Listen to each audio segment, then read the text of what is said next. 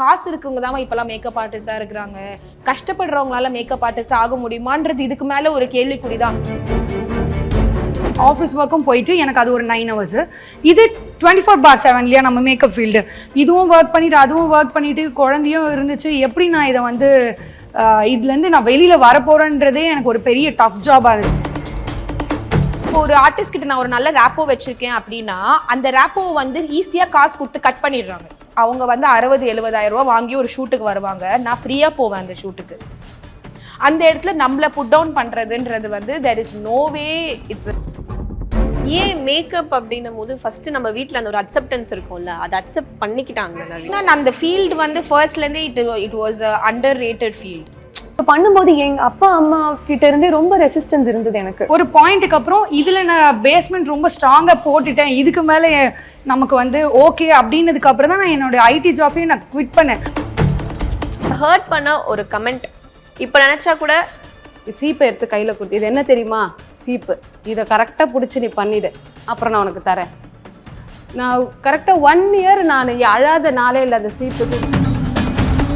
எங்க அப்பா வந்து ரொம்ப வருஷமா ஒரே டைலாக் அடிப்பாரு, 1 மணி நேரம் வேலை பார்த்து 1 லட்சம் வாங்குற ஒரே வேலை உன் வேலை தாண்டி அப்படின்னுவாரு. எங்க அப்பா முன்னாடி தான் அழுதுட்டே போவேன். அப்ப சுத்தி இருக்கவங்க ஏன் பேச மாட்டாங்க? 2020 அப்பா இறந்துட்டாங்க. அந்த டைமில் வந்து பிரைடல் கம்மிட் ஆகிட்டேன். வீட்டிலேருந்து கால் பண்ண ஆரம்பிச்சிட்டாங்க, உனக்கு ஒரு அறிவே கிடையாது, நீ வந்து காசு சம்பாதிக்கிறதுக்காக இவ்வளோ இது பண்ணுறேன்னு சொல்லுவாங்க. வீட்டில் வந்து இவ்வளோ ஒரு விஷயம் நடந்துட்டு இருக்கு, நீ வந்து அங்கே போய் உட்காந்துட்டு இருக்கியா அப்படி. ஏதாவது சின்னதாக இப்போ ஒரு 2 ஃபோன் கால் பண்ணதுக்கு அவங்க ஒரு நெகட்டிவாக ரிவ்யூ கொடுக்குறாங்க, ஒரு பேமெண்ட் பண்ண ஒர்க்குக்கு பேமெண்ட் கேட்டால் அதுக்கு ஒரு நெகட்டிவ் ரிவ்யூ போனோம். அப்போ என்னதான்டா நாங்கள் பண்ணுறதுன்ற மாதிரி ஆயிடுது. Presta Premium Women's Wear. Let your body love it. Presta. மணப்பெண்ணின் பிரத்யேகமான திருமணம் Vivaha Chennai silks. MCR Pure Cotton Club, formals and casual shirts.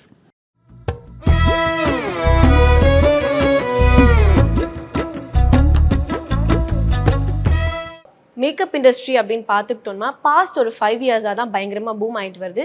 இதில் நிறைய சேஞ்சஸுமே ஏற்பட்டிருக்கு. ஸோ இந்த சேஞ்சஸில் நம்ம பாசிட்டிவுமே இருக்குது, நெகட்டிவுமே இருக்குது. பட் எந்த ஒரு ரிசல்ட் வந்து ரொம்ப இம்பேக்ட் கொடுக்குது, பாசிட்டிவ் ஆர் நெகட்டிவ்? நான் எப்பயுமே வந்து நெகட்டிவ் சைடு பார்க்குறதே கிடையாது. பாசிட்டிவ் பார்த்துட்டு பாசிட்டிவில் ஒர்க் பண்ணுறது தான் என்னோடய ஸ்டைல். அண்ட் அதுதான் பார்க்கணுன்னு நான் நினைக்கிறேன். நெகட்டிவ் எல்லா ஃபீல்ட்லேயும் நெகட்டிவ் இருக்க தான் செய்யும். நம்ம நெகட்டிவை திங்க் பண்ணிகிட்டே இருந்தால் பாசிட்டிவ் சைடு நம்மளுடைய க்ரோத்தை வந்து அதை ஒர்க் ஆன் பண்ணி போகவே முடியாது இல்லையா. So I always looking to positive side தான். ஆப்வியஸ்லி பாசிட்டிவாக இருக்குன்னு தான் எல்லாருமே நினைப்பாங்க. ஸோ பாசிட்டிவாக இருக்குன்னு தான் நானும் நினைக்கிறேன். ஏன்னா மேக்கப் முன்னாடி மாதிரி இல்லை, இப்போது வந்து மேக்கப் என்தூசியாஸ்டிக் ரொம்ப அதிகமான பீப்புளாக இருக்காங்க. So I am into a positive side of makeup. ஆனால் ரெண்டுமே ஈக்குவலாக இருக்குது. இப்போது பாசிட்டிவ் அண்ட் நெகட்டிவ் ரெண்டுமே ஈக்குவலாக இருக்குது. ஸோ நம்ம தான் வந்து ப்ராப்பராக அதை கேரி பண்ணி எடுத்துகிட்டு போகணும், பாசிட்டிவ் சைட். அண்ட் கிளைண்ட்டையுமே வந்துட்டு அந்த நெகட்டிவ் சைடை பார்க்காம நம்ம எடுத்துகிட்டு போகணும். என்னோட கிளைண்ட்டுக்கு அந்த நெகட்டிவ் சைடு இருக்கிற அந்த கொஸ்டின்ஸுமே நமக்கு வரும். அதை வந்து நான் ஸ்டாப் பண்ணி பாசிட்டிவ் சைடு நான் மட்டும் இல்லாமல் என்னோட கிளைண்ட்டுமே பாசிட்டிவ் சைடு எடுத்துகிட்டு போகிறது பெரிய வேலையாக இருக்கும். நான் அதை தான் பண்ணிகிட்ருக்கேன். அஃப்கோர்ஸ் பாசிட்டிவிட்டி நிறையா இருக்குது. பட் தென் என்ன அட்ராக்ட் ஆகுதுன்னு கேட்டிங்கன்னா ஆப்வியஸ்லி இந்த நெகட்டிவ் சைடு தான் நிறைய அட்ராக்ட் ஆகுதுன்னு நான் நினைக்கிறேன். இப்போது அட்ராக்ட் ஆகுறதுன்னு பார்த்தா நெகட்டிவ் சைடு தான் நிறைய ஆகுது. பட் நம்ம அதை எப்படி கேரி பண்ணுறோம் அண்ட் நம்ம அதை எப்படி நம்ம கிளைண்ட்ஸ்க்கு வந்து ப்ரொவைட் பண்ணுறோன்றது தான் விஷயம். So I am on positive side. But when it comes to social media and others பார்த்தீங்கன்னா நிறைய வந்து அட்ராக்ட் ஆகுறது நெகட்டிவ் சைட் தான். நம்ம ஒரு பிரைட் எடுக்கிறோம் அப்படின்னா இப்போ ஏன்னா அவங்க வந்து நோ மேக்கப் லுக்குன்னு கேட்குறாங்க, சட்டில் மேக்கப் லுக்குன்னு கேட்குறாங்க. பட் நம்ம அதில் இன்வெஸ்ட் பண்ணுற அந்த ஒரு ஒர்த் இருக்குல்ல, அதை அவங்களுக்கு எக்ஸ்பிளைன் பண்ணி அந்த ப்ரைஸ் அமௌண்ட் ஃபிக்ஸ் பண்ணி நம்ம சொல்கிறோம்ல. ஸோ அந்த டைமில் அதை எப்படி புரிஞ்சுக்கிறாங்க? ஒரு A செக்டர் ஆஃப் பீப்புள் இருக்காங்க, B செக்டர் ஆஃப் பீப்புள் இருக்காங்க, C செக்டர் ஆஃப் பீப்புள் இருக்காங்க. ஸோ சியால் ஏவை வந்து அஃபோர்ட் பண்ண முடியாது. ஸோ அந்த பீப்புள் வந்து கண்டிப்பாக எனக்கு அவங்களுக்கு நம்மக்கிட்ட மேக்கப் பண்ணிக்கணும்னு இருக்கும். பட் நம்மளோட காஸ்ட் கன்ஸ்ட்ரெயினும் அவங்க அதை யோசிப்பாங்க. ஸோ ஃபஸ்ட்டு விஷயம் நம்மளோட மேக்கப்பில் நிற்கிறது காஸ்ட் தான். அதுக்கப்புறமா தான் நம்ம என்ன ஒர்க் பண்ணுறோம், நம்மளோட ப்ரொஃபைல் என்னன்றது எல்லாத்தையும் பார்த்துட்டு ஓகே இப்போது 1 million ஃபாலோவர்ஸ் வச்சுருக்கிறவங்களோட காஸ்ட் வந்து என்னவா இருக்குன்றதை யோசிப்பாங்க. 300K ஃபாலோவர்ஸ் வச்சுருக்கவங்களோட காஸ்ட் என்னவா இருக்குன்னு யோசிப்பாங்க. ஸோ காஸ்ட் வைஸ் வச்சு ஃபாலோவர்ஸ் வச்சு தான் இப்போது நிறைய புக்கிங்ஸ் வருதுன்னு நான் நினைக்கிறேன். ஓகே, பட் இப்போ நீங்கள் ஒரு செட் ஆஃப் பிரைட் சொல்கிறீங்களே ABC, பட் வந்து Cல இருக்கவங்க எனக்கு Aல இருக்கிற மாதிரியான ஒரு மேக்கப் லுக் வேணும் அப்படின்னும் போது பட் நீங்க அதை எக்ஸ்பிளைன் பண்ணுவீங்கல்ல, இல்ல இந்த மாதிரி தான் இருக்கும், இந்த அமௌண்ட்க்கு இப்படி தான் நம்மளால பண்ண முடியும், அதை நீங்க சொல்ற அந்த ஒரு விதம் அவங்க எப்படி கேரி அவுட் பண்ணுவாங்க? ஃபோன் வச்சுட்டு போயிடுவாங்க. ரொம்ப சிம்பிளாக நம்ம சொல்லுவோம் இந்த மாதிரி, இது இல்லைடா எங்கள் சார்ஜஸ் இதுதான், இதுக்கு கீழே போனால் எனக்கு வந்து இதில் ஒரு லாபமே கிடையாது, என்னால் இது பண்ண முடியாது அப்படின்னா ஓகே மேம் நான் உங்களுக்கு கால் பண்ணுறேன் அப்படின்னு சொல்லிட்டு வச்சுருவோம். அவ்வளோதான். பார்க்குறவங்க எல்லாம் நினைப்பாங்க ஒரு நாள் வந்து லாக்ஸ்ல வாங்கிட்டு போயிடுறாங்க நினைப்பாங்க. அதுக்கு பிஹைண்ட் என்னென்னலாம் இருக்குன்னு வருஷமா ஒரே டைலாக் அடிப்பாரு. 1 மணி நேரம் வேலை பார்த்து 1 லட்சம் வாங்குற ஒரே வேலை உன் வேலை தாண்டி அப்படின்னுவாரு. எனக்கு புரியவே புரியாது அவர் எப்படி அந்த டைலாக். டாடி கொஞ்சம் கூட உங்களுக்கு புரியலையா? காலையில 4 மணிக்கு எழுந்திரிக்கிறேன், உங்களுக்கு அது தெரியல? எங்க அப்பா முன்னாடி தான் அழுதுட்டே போவேன். எனக்கு என்னால எந்திரிச்ச முடியும்டா, பட் என்னோட உடம்பால அது வந்து அக்செப்ட் பண்ணிக்க முடியாது. என்னோட மைண்டா என்னால அக்செப்ட் பண்ணிக்க முடியும், பட் என்னோட பாடி அதை அக்செப்ட் பண்ணாது. அழுதுகிட்டே இருப்பேன். கண்ணில் நான் ஜாலியாக தான் எதாவது பண்ணிட்டு இருப்பேன், ஆனால் தண்ணி மட்டும் கண்ணில் இருந்து வந்துகிட்டே இருக்கும். ஸோ அதை பார்த்துட்டும் எங்க டேடி இப்போ வரைக்கும் அதே டைலாக் தான் அடிப்பாங்க. எங்க டேடியே அந்த டைலாக் அடிக்கிறாங்க, where he seeing what I am doing. அப்போ சுற்றி இருக்கவங்க ஏன் பேச மாட்டாங்கன்னு நினைச்சிட்டு அதை ரொம்ப கேஷுவலாக விட்டுருவேன். பட் அது கிடையாது, அவங்க சொன்னது சீரியஸாக கிடையவே கிடையாது. நான் வந்து ஒரு அமௌண்ட் ஸ்பெண்ட் பண்ணி எனக்கு கேப்ல போகிறதுக்கே 2-3 இயர்ஸ் ஆச்சு. அது வரைக்குமே வந்து நான் எனக்கு டிராவலிங் கொடுக்க மாட்டாங்க. வீட்டில் வந்து எப்படின்னா வந்து உனக்கு இதுக்கு மேக்கப்லாம் நீ போகக்கூடாது, படிச்சு ஏதாவது நல்ல வேலைக்கு போய் மேக்கப்லாம் போகக்கூடாது, நான் மேக்கப் நீ போனா நான் உனக்கு எதுவுமே பண்ண மாட்டேன் அப்படின்ற மாதிரி தான் வீட்டில் இருந்தாங்க. அப்படின்னும் போது ஃபர்ஸ்ட் நம்ம வீட்டில் அந்த ஒரு அக்செப்டன்ஸ் இருக்கும்ல, அதை அக்செப்ட் பண்ணிக்கிட்டாங்க. அது ஏன்னா அந்த ஃபீல்டு வந்து ஃபர்ஸ்ட்லேருந்தே it was underrated field. முன்னாடிலேருந்தே இப்போ நீங்கள் எப்படி ஐடின்றது ஒரு நல்ல ஃபீல்டாக நம்ம எல்லாரும், நான் பார்க்கல மித்தவங்க எல்லாம் எப்படி பார்க்குறாங்களோ அந்த மாதிரி மேக்கப்ன்றது கொஞ்சம் அண்டர் ரேட்டடான ஒரு ஃபீல்டாக தான் நம்ம இண்டஸ்ட்ரியில் இருந்திருக்கு. அதுலேருந்து பூம் ஆனதுனால பேரண்ட்ஸ் were not acceptably முன்னாடி. I think எனக்கு தெரிஞ்ச எல்லா பேரண்ட்ஸுமே அக்செப்ட் yes இப்போ இந்த மாதிரி நிறைய மேக்கப் ஆர்டிஸ்ட் நல்லா சஸ்டெயின் பண்ணி நல்லா வர்க் பண்றதுனால இது பாசிட்டிவா பார்க்கலாம். இவங்கள மாதிரி இருக்கிற பர்சனை பார்த்துட்டு ஓகே நல்லா இதுல க்ரோ ஆக முடியும். yes yes yeah அந்த அளவுக்கு அது சேஞ்ச் ஆயிருக்கு. பத்திரிக்கையிலே போடுறோம். ஆமா makeup artist BBL makeup artist. எனக்கு நிறைய ரெசிஸ்டன்ஸ் இருந்ததுங்க. நான் பேசிக்காக வந்து சாஃப்ட்வேர் இன்ஜினியர். ஸோ படித்து முடிச்ச உடனே வந்துட்டு ஐ காட் பிளேஸ் 6.5 years ஐடியில் ஒர்க் பண்ணேன். ஸோ அப்போ வந்து அது அப்பா அம்மா வந்து பெருமையாக நினச்சாங்க. பட் எனக்கு ஆல்ரெடி இதில் ஒரு ஃப்ளேர் இருந்ததுனால, எனக்கு என்னோட பேஷன் ஒரு டிரைவ் இருந்ததுனால I wanted to follow my passion. So கல்யாணத்துக்கு அப்புறம் ஹஸ்பண்டோட சப்போர்ட்னால நான் இதில் வந்து பண்ண ஆரம்பித்தேன். ஸோ பண்ணும்போது எங்கள் அப்பா அம்மா கிட்ட இருந்தே ரொம்ப ரெசிஸ்டன்ஸ் இருந்தது எனக்கு. நீ ஏன் இதை பண்ணுற, உன்னை இதுக்காக படிக்க வச்சேன், ஏன் நீ உன்னோட பேஷனை ஃபாலோ பண்ணுறோங்கிற கான்செப்டே அவங்களுக்கு புரியல. அவங்களுக்கு என்னென்ன படிக்க வச்சோம், அவங்க வேலை செய்யணும், லேப்டாப் எடுத்துகிட்டு வேலைக்கு போகணும். அதுதான் வந்து அவங்கள பொறுத்த வரைக்கும் ரொம்ப ரொம்ப ரெஸ்பெக்ட்ஃபுல் ஜாபாக அவங்க நினச்சாங்க. பட் ஆஃப்டர்வர்ட்ஸ் இப்போ வரைக்கும் எங்கள் அம்மா சொல்லுவாங்க, நீயே வந்துட்டு உன் ஹஸ்பண்ட் மாதிரி நீயும் ஒர்க் போகிறது இல்லை, லேப்டாப் எடுத்துகிட்டு ஏன் ஒர்க் பண்ண போகிறது இல்லைன்னு கேட்பாங்க.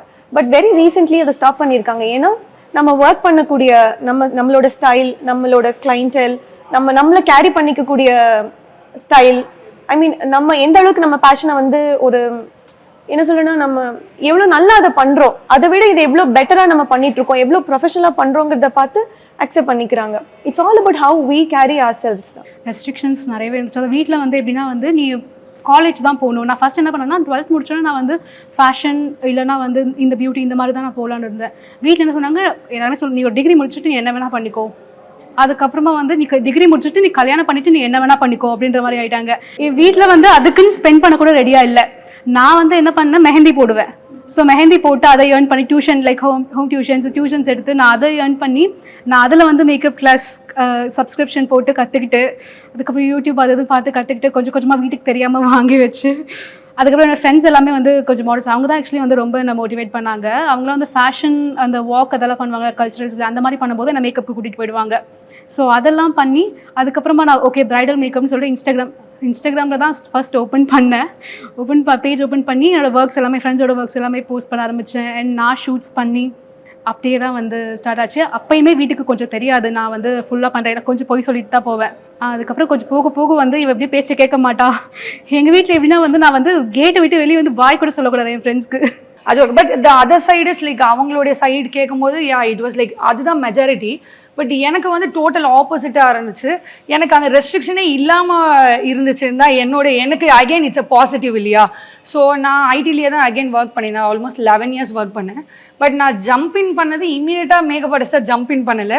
நான் ஐடி ஒர்க் பண்ணிவிட்டு ஸோ சைமல்டேனியஸாக மேக்கப்பும் பண்ணிகிட்டு இருக்குவேன். ஸோ சொன்ன மாதிரி இந்த லேப்டாப்பும் தூக்கிட்டு என்னோடய மேக்கப் கிட்டையும் தூக்கிட்டு 2 வீலரில் தான் நான் போவேனே. அது கேபு கௌஷி சொல்லும் போது எனக்கு அந்த தாட்ஸ் தான். ஸோ கேப் நம்ம போகிறதுக்கே 3 years ஆயிடுச்சு இல்லையா. ஸோ எனக்கு 2 வீலரில் தான் 2-3 years ட்ராவல் பண்ணேன். அதுக்கப்புறம் தான் ஆட்டோ, அதுக்கப்புறம் தான் கேப், அதுக்கப்புறம் தான் ஓன் கார். இப்படி தான் அந்த க்ரோத்தே இருந்துச்சு. ஓகே, அப்போ நான் நினச்சி பார்க்கும்போது ஸோ வீட்டில் எனக்கு பெரிய ரெஸ்ட்ரிக்ஷனே இல்லை. ஏன்னா ஓகே, இவ ஆஃபீஸ் ஒர்க்கும் பண்ணுறா, மேக்கப் ஒர்க் அவளுக்கு பிடிச்சிருக்கு, ஸோ அதையும் கம்ப்ளீட் பண்ணிட்டு அதையும் ஆன் தி வேலை ரெண்டுமே கம்ப்ளீட் பண்ணுறா அப்படின்னு சொல்லிட்டு. பட் ஒரு பாயிண்ட் ஆஃப் டைமில் நமக்கே வந்துடும்ல ஒரு சேச்சுரேஷன் பாயிண்ட்டு, இது எங்கேயாவது ஸ்டாப் பண்ணியே ஆகணும், நம்மளால ரெண்டுத்தையும் பேலன்ஸ் பண்ண முடியல. மேபி டியூ டு என்னுடைய ஃபினான்ஷியல் சுச்சுவேஷன், என்னோட ஃபேமிலி சுச்சுவேஷனுக்காக நான் ரெண்டுமே ஒர்க் பண்ண வேண்டிய கட்டாயம் இருந்துச்சு. ஒரு பாயிண்ட்டுக்கு அப்புறம் இதில் நான் பேஸ்மெண்ட் ரொம்ப ஸ்ட்ராங்காக போட்டுட்டேன், இதுக்கு மேலே நமக்கு வந்து ஓகே அப்படின்னதுக்கு அப்புறம் தான் நான் என்னோட ஐடி ஜாப்பையும் நான் குவிட் பண்ணேன். ஆனால் நிறைய பேர் என்னென்னா, பேஷன் வெரி இம்பார்ட்டன்ட், பேஷன் இல்லாமல் எந்த ஒர்க்கும் பண்ண முடியாது. அட் தென் உங்கள் ஃபினான்ஷியல் இதையும் பார்க்க, நீங்கள் மேக்கப் ஆர்டிஸ்ட் ஆகிடலாம் அப்படின்னு உடனே வந்து 20,000 30,000 மந்த்லி கூட ஏர்ன் பண்ண முடியாது. வந்து ஒருத்தருக்கு பிரைடு கூட கிடைக்க மாட்டேங்குது. ஆக்சுவலி சொல்ல போனால் இமீடியட்டாக வந்தவொடனே பிரைடு கிடச்சிடும்னு நினச்சிடுறாங்க. அதெல்லாம் வந்து இமீடியட்டாக நீங்கள் 6 months to 1 year உங்களுக்கு வந்து ஒரு ப்ரொபேஷன் பீரியட் மாதிரி நிறைய ஒர்க்ஸ் பண்ணி இப்படி தான் உங்களுக்கு பில்ட் பண்ணிக்க முடியும். இப்போ அந்த விதத்தில் எனக்கு ஹாப்பி தான். இந்த ரெஸ்ட்ரிக்ஷனை நான் எதுவுமே வந்து ஃபேஸ் பண்ணலை. இப்போது நம்ம சோஷியல் மீடியா பூமாக ஆரம்பிச்சதுலேருந்து அண்ட் அதில் ஒரு ஃபீல்டாக வர ஆரம்பிச்சுது. அதில் ஒரு மேக்கப் ஃபீல்டுமே. ஸோ பாஸ்ட் ஒரு 5-4 years-ஆ இப்போது நம்ம எவ்வளோ ஸ்க்ரோல் பண்ணாலுமே வர ரீல்ஸில் 10 ரீல்ஸில் ஒரு 8 ரீல்ஸ் வந்து மேக்கப் சம்மந்தப்பட்ட ரீல்ஸாக தான் இருக்குது. ஸோ அந்த அளவுக்கு பூம் ஆகிட்டு வருது. ஸோ நம்ம ஸ்டார்டிங் ஸ்டேஜில் நீங்கள் போட்ட எஃபர்ட்டாக இருக்கட்டும் அண்ட் அதில் வந்து கமெண்ட்ஸாக இருக்கட்டும், ஏன்னா பாசிட்டிவ் கமெண்ட்ஸ் வந்தால் ஓகே நம்மளுக்கு பாசிட்டிவ், பட் நெகட்டிவ் வந்துச்சுன்னா தான் நம்மளை அது இன்னும் பூஸ்ட் பண்ணும். நம்ம இன்னும் பண்ணுறோம் டைம்களை இப்படி சொல்லிட்டாங்களேன்னா நம்ம பண்ணி காட்டணும். ஸோ அந்த மாதிரி உங்களை ஹர்ட் பண்ண ஒரு கமெண்ட் இப்போ நினச்சா கூட எனக்கு நான் மேக்கப் தான் ஃபஸ்ட்டு படித்தேன், ஹேர் படிக்கல, ஹேர் ஸ்டார்ட் பண்ணேன். மேக்கப் வந்து நான் அவங்க கூட போயிட்டு இருப்பேன். அவங்க எக்ஸ்பீரியன்ஸ்ன்றதால அவங்க நிறைய ஏர்ன் பண்ணுறாங்க, 40, 50, 60.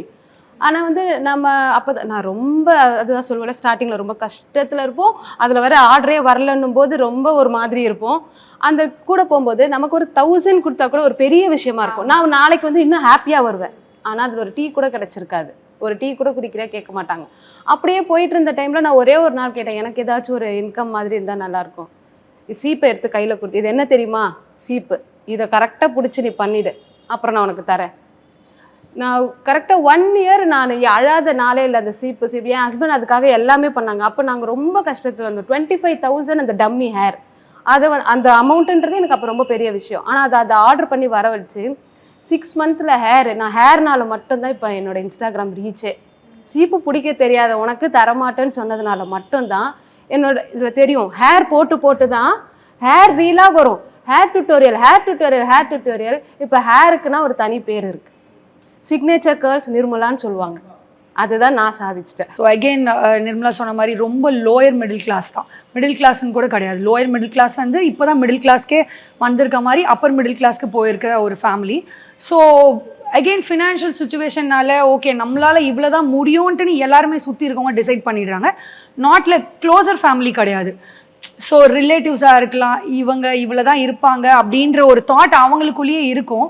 ஸோ நம்மளை இப்படி தான் ஜட்ஜ் பண்ணுவாங்க இல்லையா. பட் நம்ம இப்போ வளர்ந்து வரும்போது நம்மளை பார்க்குற விதம் நமக்கு தெரியும்ல. ஸோ இதுக்காகவே நம்ம பேரண்ட்ஸை நம்ம வந்து நல்லா ஒரு பொசிஷனில் நிற்க வைக்கணுன்றதுக்காகவே நம்ம ஒரு ஹார்ட் ஒர்க் பண்ணுவோம்ல. அது it's like more than anything. நம்மளை ஹிட் பண்ணுறதுன்னா நம்மளுடைய பேரண்ட்ஸை ஹிட் பண்ணும்போது நமக்கு ஒன்று வரும் இல்லை வெளியில். ஸோ அதுதான் இவ்வளோ தூரம் எனக்கு ஸ்ட்ராங்காக எனக்கு கேட்பாங்க, நீ ஆஃபீஸ் ஒர்க், எனக்கு பெரிய கஷ்டமாக இருந்ததே வந்து ஆஃபீஸ் ஒர்க்கும் போயிட்டு எனக்கு அது ஒரு 9 hours. இது 24/7 இல்லையா நம்ம மேக்கப் ஃபீல்டு. இதுவும் ஒர்க் பண்ணிவிட்டு அதுவும் ஒர்க் பண்ணிவிட்டு குழந்தையும் இருந்துச்சு. எப்படி நான் இதை வந்து இதுலேருந்து நான் வெளியில் வரப்போகிறேன்றதே எனக்கு ஒரு பெரிய டஃப் ஜாபாக இருந்துச்சு. ஃபேமிலிலேருந்து அவுட்டர் ரிலேட்டிவ்ஸ் திங்க் பண்ணதுலேருந்து ஓகே நம்ம இதுலேருந்து வெளியில் வரணும், நம்ம இதுக்கு ஹார்ட் ஒர்க் பண்ணால் மட்டும்தான் நான் இதுலேருந்து ஷைன் ஆக முடியும்னு அந்த பாயிண்ட்டு தான். ஸோ கண்டினியூஸாக ஒர்க் பண்ணிட்டு தான் எனக்கு ஒரே ஒரு இது வந்து கன்சிஸ்டண்ட்டாக ஒர்க் பண்ணும். நீ ஒரு பிரேக் எடுத்தாலும் நீ அவ்வளோதான் அவுட். நான் பிரேக் எடுத்தால் எனக்கு பின்னாடி இன்னும் 100 பேர் இல்லை 1,00,000 மேக்கப் ஆர்டிஸ்ட் வந்துருவாங்க. ஸோ பிரேக் எடுக்காமல் கன்சிஸ்டண்ட்டாக என்னால் முடியாத டைமில் கூட நான் ஒர்க் பண்ணிட்டேன். பட் என்னுடைய ஃபேமிலி வந்து எனக்கு ரொம்ப பிக்கஸ்ட் சப்போர்ட். என் அப்பா அம்மா தம்பி என் ஹஸ்பண்ட் எல்லாருமே டில் டேட் ஃபுல் சப்போர்ட் பண்ணதுனால தான் இவ்வளோ தூரம் வந்தது. நான் ரீசன் சொல்வேன், because of the outer people, நம்மளை சுற்றி இருக்க அந்த செகண்ட் சர்க்கிள் பீப்புள்னு இருப்பாங்க இல்லையா. I know you get it. இந்த ரிலேட்டிவ்ஸ் இருக்காங்க. ஸோ நம்மளை வந்து நம்ம இவ்வளோதான் அப்படின்னு நினச்சிருப்பாங்கல்ல. இப்போ பார்க்கும்போது பரவாயில்லையே அவங்க ஃபோன் அடிச்சா கூட என்னால் ஃபோன் எடுத்து பிக் பண்ண முடியாத அளவுக்கு நான் ஒர்க் பண்ணிட்டு இருப்பேன். சீரியஸ்லி, நான் இது ரொம்ப பெருமையாக சொல்லிக்கல. எனக்கு டைம் இல்லை அவங்க கிட்டலாம் கதை பேசுறதுக்கோ ஃபோன் பேசுறதுக்கோ. நான் என் ஒர்க்கில் கான்சன்ட்ரேட் பண்ணி ஒர்க் பண்ணுறேன். என் வீட்டில் இருக்கிற என்னுடைய க்ளோசர் ஃபேமிலியோட நான் என் டைமை கொடுக்குறேன், டைம் ஸ்பெண்ட் பண்ணுறேன். நெக்ஸ்ட் சர்க்கிளுக்கு நான் டைம் கொடுக்கல. ஸோ இதுதான் என்னுடைய பிக்கஸ்ட்.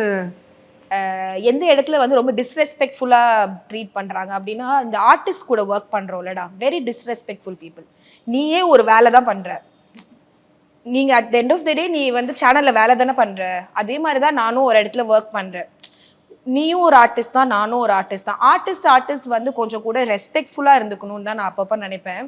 ஏன்னா வந்து அவங்க வந்து 60-70,000 ரூபா வாங்கி ஒரு ஷூட்டுக்கு வருவாங்க. நான் ஃப்ரீயாக போவேன் அந்த ஷூட்டுக்கு. 60-70,000 ரூபா வாங்கி உனக்கு ஒரு 4 லுக்கு நீங்கள் பண்ணணும் அப்படின்னா they'll do only 2 லுக்ஸ். ஏன்னா எனக்கு டைம் இல்லை, எனக்கு அடுத்த ஷூட் இருக்குது, எனக்கு அடுத்த டப்பிங் இருக்குது, அங்கே போகணும் இங்கே போகணும், என்னோட மேக்கப் கலைஞ்சிரும், என்னோட ஹேரை வந்து ப்ரெப் பண்ணணும், அப்படியெல்லாம் சொல்லிட்டு ஃப்ரீயாக வந்து நம்ம வந்து ஒரு ஆர்டிஸ்ட்டுக்கு வந்து மேக்கப் போட போகிறோமே அப்படின்னு சொல்லிட்டு நாங்கள் வந்து ஃப்ரீயாக கிளம்பி போயிருப்போம். அந்த இடத்துல நம்மளை புட் டவுன் பண்ணுறதுன்றது வந்து there is no way it's not a humanity at all. நான் அப்போவும் நான் வந்து என்னன்னா, நம்ம காசு இல்லாமல் அந்த ஒர்க் பண்ணுறோன்னு தான் நினைக்கவே மாட்டோம். ஏன் நம்ம கிட்ட இவங்க இப்படி பிஹேவ் பண்ணுறாங்க, நானும் வேலை தானே பண்ண வந்திருக்கேன், நீங்களும் வேலை தானே பண்ண வந்திருக்கீங்க அப்படின்னு நான் நினைப்பேன். பட் அந்த ஒரு ஹியூமனிட்டி வந்து இப்போ நிறைய பேருக்கு இல்லைன்னு நினைக்கிறேன். ஏன்னா ஸ்டார்டிங் ஆஃப் மேக்கப்பில் அந்த மாதிரி யாரும் கிடையாது. வென் ஐ ஸ்டார்டட் மேக்கப்னோ ஆர்டிஸ்டோட இன்பர்சன் நமக்குள்ளே இருக்கிற அந்த ஃப்ரெண்ட்ஷிப் வந்து அப்படி இல்லை. பட் இப்போ போக போக எல்லாமே ரொம்ப காசு ஆகிட்டு, இப்போ நிறைய மேக்கப் ஆர்டிஸ்ட் என்ன பண்ணுறாங்க, காசு கொடுத்து தான் மேக்கப்பே பண்ணுறாங்க. இப்போ நான் வந்து ஒரு மேக்கப் ஆர்டிஸ்ட்க்கு இப்போ ஒரு ஆர்டிஸ்ட் கிட்ட நான் ஒரு நல்ல ரேப்போ வச்சிருக்கேன் அப்படின்னா, அந்த ரேப்போ வந்து ஈஸியா காசு கொடுத்து கட் பண்ணிடுறாங்க. 3 லட்சம் ரூபாய் தரேன், அந்த கல்யாணத்தை எனக்கு கொடுத்துரு.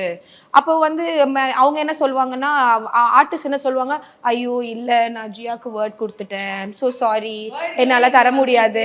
நான் அப்போ என்ன சொல்லுவாங்க, ஜியா வந்து கல்யாணம் மட்டும் பண்ணட்டும்டா, நீங்கள் மித்த ஈவெண்ட்ஸ் எல்லாம் பண்ணுங்க, சங்கீத் இருக்குது, ரிசப்ஷன் இருக்குது, வெட்டிங் இருக்குது, வெட்டிங் மட்டும் ஜியா பண்ணிட்டோம் பிகாஸ் நான் ஜியா கிட்ட ஒரு வேர்ட் கொடுத்துட்டேன், மித்ததெல்லாம் நீங்கள் பண்ணுங்க அப்படின்வாங்க.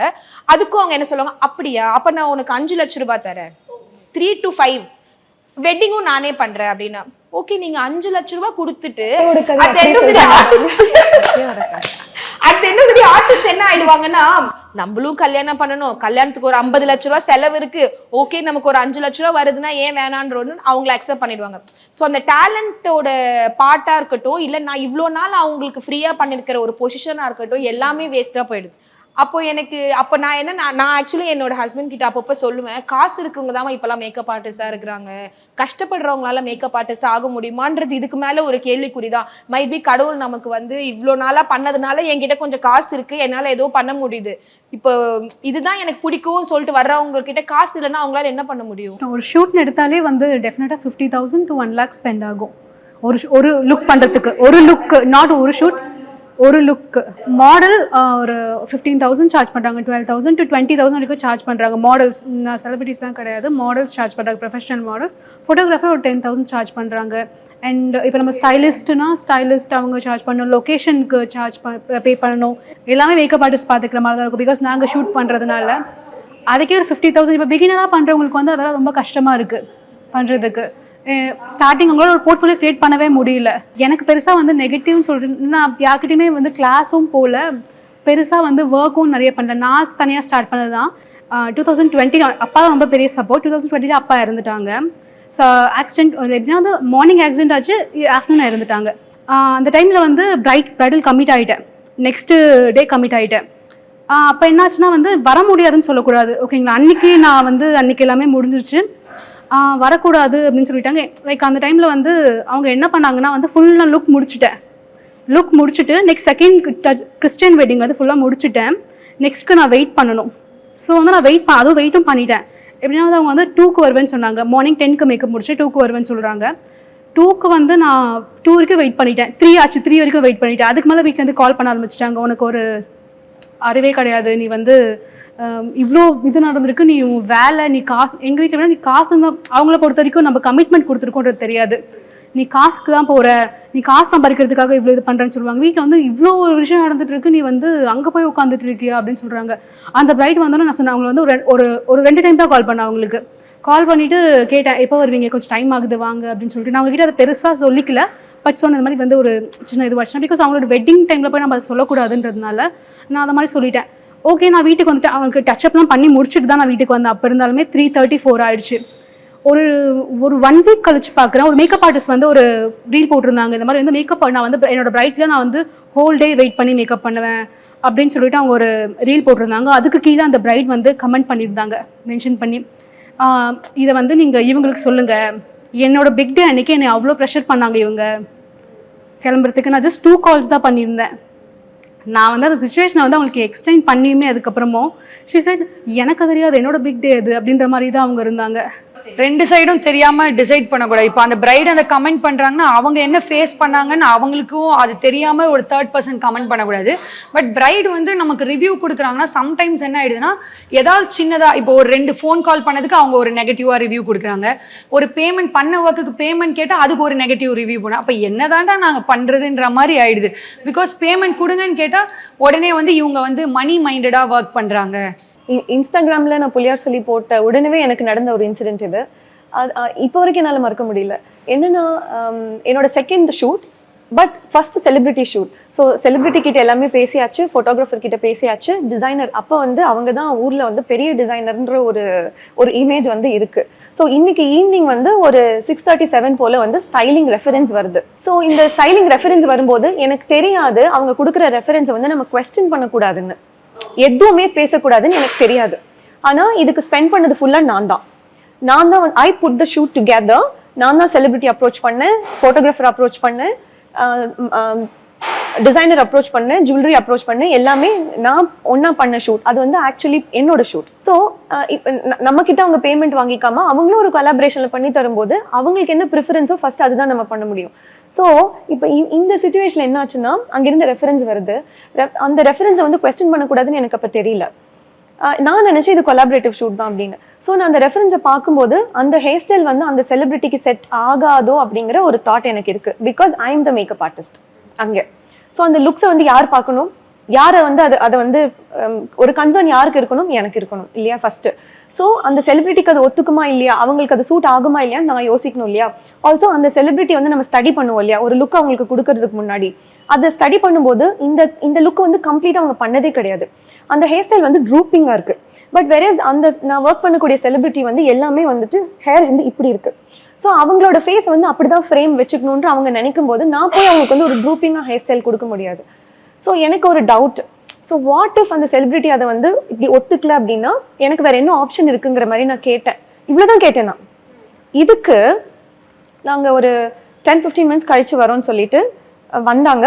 வரும்போது என்ன சொன்னாங்கன்னா, மெசேஜில் தான் பண்ணிட்டு இருக்காங்க. ஸோ வரும்போது என்ன சொன்னாங்கன்னா, we are calling off the shoot, please return the outfit immediately tomorrow அப்படின்னாங்க.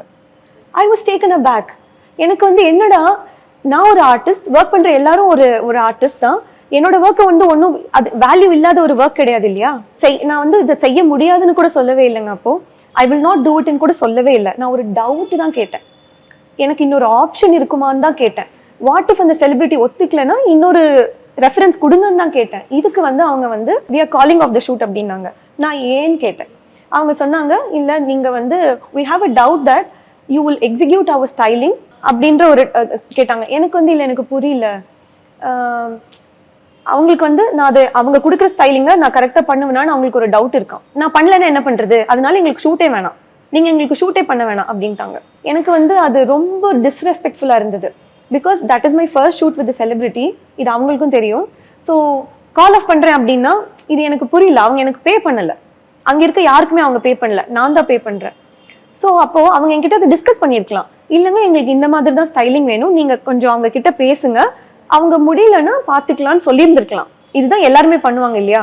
பட் இவ்வளோ பாசியாக இப்படி பேசுறது வந்து எனக்கு ரொம்பவே வந்து ரொம்பவே கஷ்டமாக இருந்தது. நான் அப்போ யோசித்தேன், நான் ஓகே அப்போ இந்த எனக்கு வந்து ஐடியிலேருந்து இங்கே வந்த உடனே இந்த டைனமிக்ஸ் ரொம்பவே புதுசாக இருந்தது. ஏன்னா அங்கே எல்லாருக்குமே மியூச்சுவல் ரெஸ்பெக்ட் இருக்கும். இங்கே வந்து ஓகே அப்போ ரெஸ்பெக்ட் கொடுக்க மாட்டாங்களோ, ஒரு டிசைனராக இருக்கவங்களுக்கு கூட இது புரியலையோ, அவங்க இப்படிதான் இருப்பாங்களோ. ஏன்னா அவங்க அவுட்ஃபிட்டை பற்றி பெருசாக பேசுகிறாங்க. அப்போ எல்லாரோட ஒர்க்கும் பெருசு தானே. As a makeup artist N work பெருசு தான், ஃபோட்டோகிராஃபரோட ஒர்க் பெருசு தான், செலிபிரிட்டி அஃப்கோர்ஸ் அவங்க பெருசு தான், எல்லாத்தோட ஒர்க்கும் பெருசு தானே. இப்போ அவங்களோட ஒர்க்கை மட்டும் பார்த்துட்டு அப்போ எல்லாத்தோட எஃபர்ட்டும் அந்த இடத்துல என்ன ஆகுறது? நான் அவ்வளோ நாள் ஒர்க் பண்ணி அந்த ஷூட்டை வந்து கொண்டு வரதுக்கு நான் போட்ட எஃபர்ட், எல்லாத்தோட எஃபர்ட்டும் டைம் எல்லாமே வேஸ்ட் தான் இல்லையா? இது எனக்கு ரொம்ப ஹார்ஷா, ரொம்ப இது என்னன்னா ஆமா ரூத்லெஸ்ஸாக இருந்தது ஆக்சுவலி. ஸோ நான் எதுவுமே பேசல. அப்போ அடுத்த நாள் நான் செலிபிரிட்டிக்கு இன்ஃபார்ம் பண்ணிட்டேன். She was so kind and sweet enough to postpone the shoot and give me another date கொடுத்தாங்க. 1 வீக் சக்ஸஸ்ஃபுல்லாக அந்த ஷூட் பண்ணிட்டு அடுத்த நாள் போய் நான் கேட்டேன் அவங்க கிட்ட, நீங்க இந்த மாதிரி பண்ணீங்களே இது கரெக்டா? The very next day cancel ஆயிடுச்சு. நானே டிசைட் பண்ணிட்டேன் இனிமேல் அவங்களோட ஒர்க் பண்ணக்கூடாது அப்படின்னு. இப்படி ஒரு ரெஸ்பெக்ட் இல்லாத இடத்துல ஒர்க்கே பண்ணக்கூடாதுன்னு சொல்லி நான் அப்பவே முடிவு பண்ணி the very next day first thing இந்த மார்னிங் அவுட்ஃபிட்டை கொண்டு போய் ரிட்டர்ன் பண்ணிட்டு வந்துட்டேன். நான் எனக்கு இந்த மாதிரி ஷூட்லாம் பண்ணவே தேவையில்லை, இவ்வளோ ஒரு டிஸ்ரெஸ்பெக்ட்ஃபுல்லாக ஒரு ஆள்கிட்ட வந்து ஒர்க் பண்ணவே தேவையில்லை அப்படின்னு. அதுக்கப்புறம் இது கூட பரவாயில்ல. இது அந்த 1 வீக் கழிச்சு நடந்தது தான் என்னால் தாங்கிக்கவே முடியல. 1 வீக் கழிச்சு நான் உங்களுக்கு மெசேஜ் அனுப்புறேன், இந்த மாதிரி ஏன் இந்த மாதிரி பண்ணீங்க, நான் பண்ணலன்னு சொல்லவே இல்லையே, பட் ஏன் நீங்க வந்து இம்மீடியட்டா நான் டவுட் கேட்ட உடனே இம்மீடியட்டா கால் ஆஃப் பண்றேன்னு சொன்னதெல்லாம் வந்து ரொம்ப டிஸ்ரெஸ்பெக்ட்ஃபுல் தானே, ஏன் இந்த மாதிரி பண்ணீங்க, எவ்வளோ எஃபர்ட் வந்து வேஸ்ட் ஆச்சு அப்படின்னா. ஏன்னா அப்போ அது ரொம்ப ஹர்ட்டிங்காக இருந்ததுங்க. இப்போ நம்ம நிறைய பார்த்துட்டோம், அது ஓகே, பட் அப்போ வந்து அது ரொம்ப பெரிய விஷயமா இருந்தது. அப்போ கேட்கும்போது யூ வுடன்ட் பிலீவ், எனக்கு இம்மீடியட்டாக கால் பண்ணாங்க. கால் பண்ணி நான் ஹலோன்னு சொல்லக்கூட விடலை. ஒரு 10 நிமிஷம் இல்லைங்க சீரியஸாக அவ்வளோ எனக்கு ரொம்ப ஹர்ட்டிங்காக இருந்தது. அந்த 10 நிமிஷம் she blasted at me. I don't know who gave her the rights to blast at me like that, and first of all to call me at that time. பேசிட்டு நீங்கள் என்னென்னவோ பேசினாங்க. நீங்கள் அதை என்னால் சொல்ல முடியாது இப்போ சோஷியல் மீடியாவில். நீங்கள் என்னென்னவோ கொண்டு வந்து கொடுப்பீங்க, நான் அதெல்லாம் பார்க்கணுமா? நீங்கள் என்னென்னவோ பேசுவீங்க, அதெல்லாம் நான் கேட்கணுமா? Is my time that worth to you அப்படின்லாம் கேட்டாங்க. எனக்கு வந்து யாருமே இப்படி பேசினதில்லை. ஆக்சுவலி ஒரு ஹியூமன் கிட்ட இன்னொரு ஹியூமன் இந்த மாதிரி பேசவே கூடாது. அவங்க பண்ணாங்க அது. எனக்கு வந்து அப்போ ரொம்ப ரொம்ப டவுனாக இருந்தது எனக்கு.